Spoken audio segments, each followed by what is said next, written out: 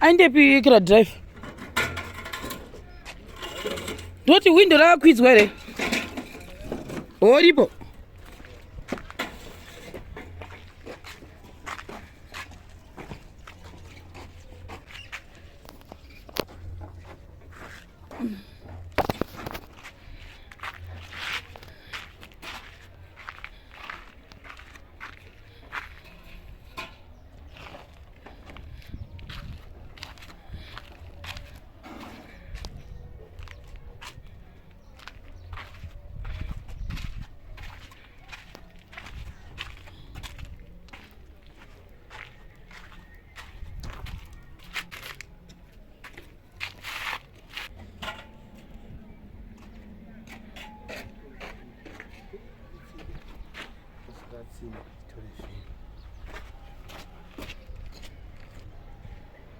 Panapa patani kuita mapundo mwari we.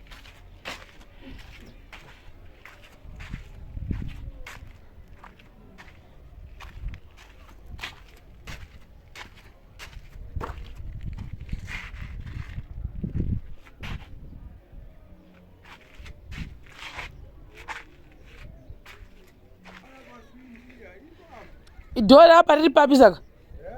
Dori riri papi?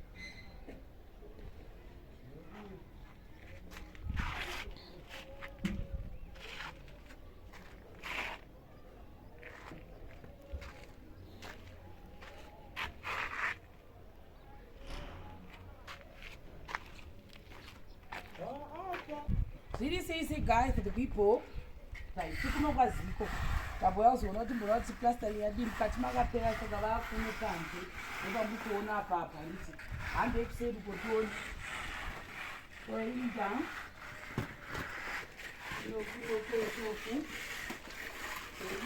yo apa mozo kapera sio pese yo plastering yachera kuzenga yi iya hande sedi wobomba mango pezeri zakawani Eyo ya kuno Tendera Do plastering yese vanorova kusvika muzasi meso kumaonenge vachiita amozviona unokuvacha apa vasati vateseka vakatangira apa vachienda kuseri vozopesera nemino mumeso toiti handi yemukati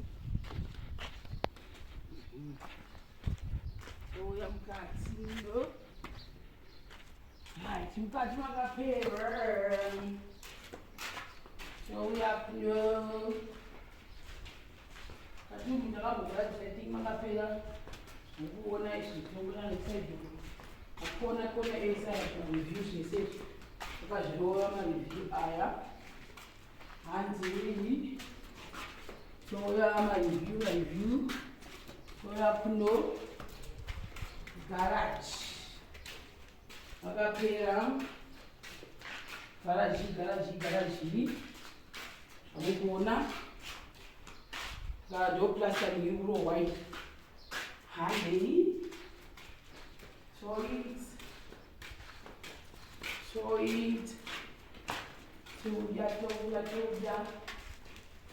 havakafamba vanhu makona isa kanovatora the area is colored hava kuno ndopakatangana kushanda riveri then come here touya kuno ndakambogara dzino touya zvekare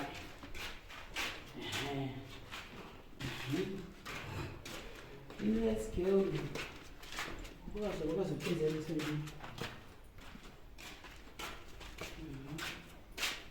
unozodzokera panapa kana zodzokera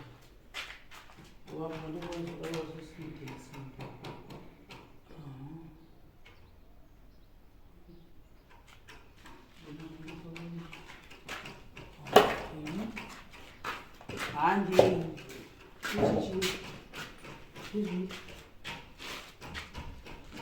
DJ